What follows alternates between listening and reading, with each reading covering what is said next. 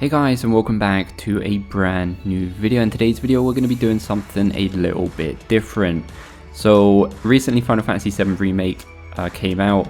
I've now completed it 3 times. I have played over 100 hours and also have the Platinum Trophy. I've kind of been intrigued by the story. If you haven't played through this, go away from this video right now. It's got huge spoilers in it, and I definitely think that you should experience it the first time for yourself and see what you think of this. Now, before we start, I just want to say that this is obviously my personal opinion, what I think's happened, this is the conclusions that I've extracted from finishing the game and seeing the ending multiple times. I've obviously done a little bit of research on the internet as well, and this is the conclusions that I came to about the ending, let's just say, and some of the story in general of the Final Fantasy VII Remake. So to start off, Final Fantasy Remake happens in a different timeline than the original Final Fantasy VII. Obviously the point in that timeline is exactly the same as Final Fantasy VII.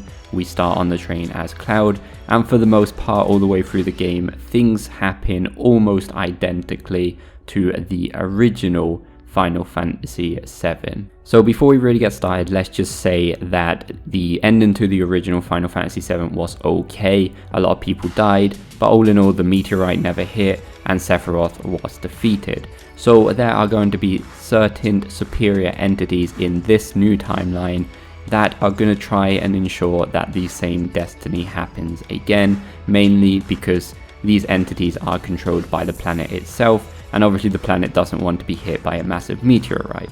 So the first of these entities are going to be the Whispers of Fate. Now these entities are going to do anything possible to keep this timeline on the same track to the same destiny as the original Final Fantasy VII. Now the first time we see these in the game is going to be when Cloud first meets Aerith, and they're going to spawn around Aerith just to get Cloud's attention, because if this didn't happen, Cloud would have just completely ignored Aerith and he would have just left, and they would have never really got to know each other.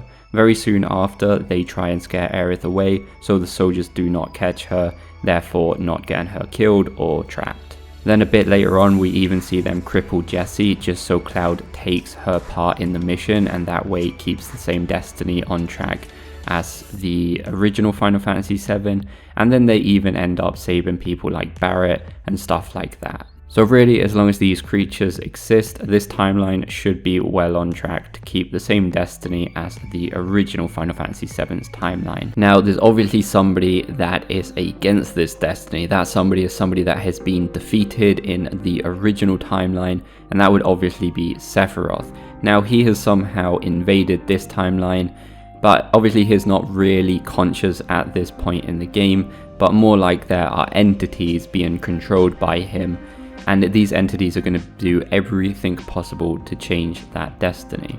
And then in the very final chapter we can see his plan come together. He opens up a portal and lures our heroes that know no better into this portal, leading them to the creature that represents destiny itself.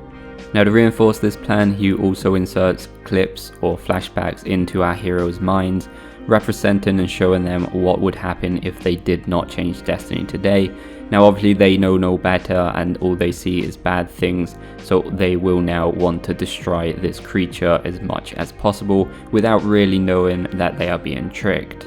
Now, defending this entity are going to be 3 Arbiters of Fate. These Arbiters are actually Cloud, Barrett and Tifa from the future, or from the original timeline, and you can clearly tell that it is them just by scanning them, and it will tell you that one protects using firearms, one uses a sword and one uses fists. And they obviously know what happens in the original timeline, and they will do everything possible to keep that destiny in this new timeline as well, therefore defending destiny itself. However, obviously the heroes know no better, thinking that destiny needs to be changed, if not bad things are going to be happen, and they defeat destiny itself, therefore giving Sephiroth the chance of having a different outcome than the original game.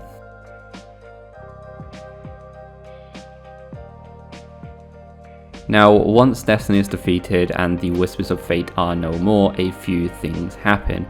Now, this obviously means that from this point, the game will change dramatically, even though obviously I guess we'll see the same places, it will take place in the same world, and you know, I think this is actually really cool and I can't wait to see more. Now, there's a few cryptic things that happen at the end of the game. I don't think we really get solid answers to these. I mean, all these is just now speculation, and I'm sure we'll see or hear answers in the upcoming games. Now, the first thing is the 7-second message from Sephiroth, that he basically tells Cloud that he has 7 seconds until the end, what will he do? Now, this could be referring to the 7 seconds that he has to save Aerith from dying in the original timeline. Maybe we'll see something happen, I don't know. It could be 7 seconds for him to literally decide what to do before the end of the world. Maybe if he wants to join up with Sephiroth, I really don't know. I guess we'll just have to wait and see. Now, the other cryptic thing about the ending, and probably the most confusing thing, is the whole Thack scene. Now, I'm not going to go into details about Crisis Core, you should probably go and recap on that, but basically Crisis Core happens before Final Fantasy VII starts. Thack saves Cloud. Cloud is in coma. He goes on a journey with Cloud back to Midgar because Thack wants to go back to Midgar to meet his beloved Aerith, because it's been a very, very long time. And just before reaching Midgar, he dies. Cloud takes his sword, but because of all the trauma, Cloud completely forgets who Thack is, and he actually thinks that he is Thack. He thinks that he's the first class soldier. It's not really, but just because of all the stories that Thack has been telling him in coma, he now thinks that he is Thack, but he no longer knows who Thack is, and he obviously doesn't recall that name. Now, in this new timeline, or in this new scene that we see at the end of the game, Thack actually survives, and they actually reach Midgar. Now, obviously all this is just speculation, but I have a few theories. Now, in the background of the whole Thack theme, you can see the Whispers of Fate around Midgar. Now, this kind of represents that the heroes are fighting Destiny itself, as in the present world, and I think these whispers, or the portal itself, is kind of changing time, space, dimensions, or whatever by itself. And what I reckon may happen is that when our heroes enter the portal, they enter from their timeline, and then when they defeat Destiny, they actually come out of the portal in a timeline where Thack did actually live. And that could be the reason that maybe Aerith sensed Thack when they exit the portal, because Aerith does have the power of knowing when somebody's alive or if somebody's dead, just because of her communication with the planet. Now, if this was the case and they are now in a timeline where Thack did survive and they joined that timeline at that exact point in time, now that would obviously mean that somehow Thack obviously returned to Midgar with Cloud, but they still got separated. Cloud still forgot who Thack was, which is, you know, still a very big possibility because of all the trauma and the coma. He still somehow got Thack's sword, and for whatever reason, Thack did not return to Ares as he got back to Midgar. Maybe he was caught by Shinra. It could be anything. I just, you know, this is just really pure speculation, but it would be really, really cool if he was now in a timeline where Thack did survive. And how cool would it be if Thack turned up at just the right moment to save Aerith from death? But we can all dream. We'll see, you know. Now, before going on to the next theory, this is actually the one that I believe happened, because there are quite a few things that take me in this direction. For one, it seems like we're now in a timeline where Biggs and Jessie did survive. At the end, we can clearly see that Biggs is waking up from a coma, and we can see Jessie's glove on the table, so they seem to be alive in this new timeline. Maybe the timeline where Thack is alive still.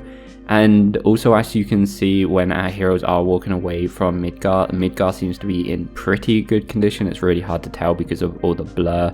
It's really hard to tell what reactors are still okay, but if this image did show like reactor 1 being fine, then that means that they're definitely not in the same timeline. Even if they're not in the timeline of Thack, it definitely seems that they may have skipped time. Now, a lot of people I've seen around the internet say that maybe it's Thack that's changed timeline. I don't think that's the case, because while we're running around the game, we can see the Stamp Dog poster, and even on the songs, and you can clearly see that in the dimension or in the timeline that the game takes part all the way up until the end, the logo or the design of the dog actually has a helmet on, whereas in Thak's timeline the dog has a cap. So that kind of just distinguishes the two different timelines. So this theory is actually really easily proven if at any point in the upcoming games we come across a poster or a bag of crisps with Stamp looking like the same design with the cap in Thak's world, and that could very well mean that we have joined his timeline and that he is now alive in the same timeline as our main characters. And yeah, that would be the theory that I mostly believe at this point. I'm still investigating a few things. There are a few things that wouldn't make sense, but this is the one that I am mainly heading for. However, there are a few other theories that I think could be possible. The other possibility is that the living Thak and Cloud are still about, but just in a different timeline completely.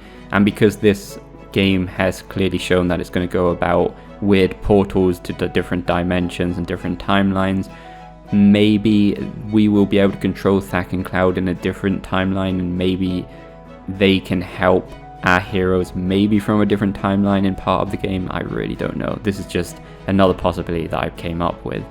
And then we've got the less likely one, is that maybe Square Enix just wanted to show and reinforce that this game is going to represent multiple timelines and just wanted to show a little clip of Thak is alive in a different timeline and just wanted to represent that there are multiple possibilities, and that's what we've got in store for us, and that we'll never see anything to do with Thak ever again. But you know, like I said, you know, this is Nomura we're talking about. Maybe in part 2 we'll see Sora turn up with 10 clouds and 5 Donald Ducks or something like that. We'll see.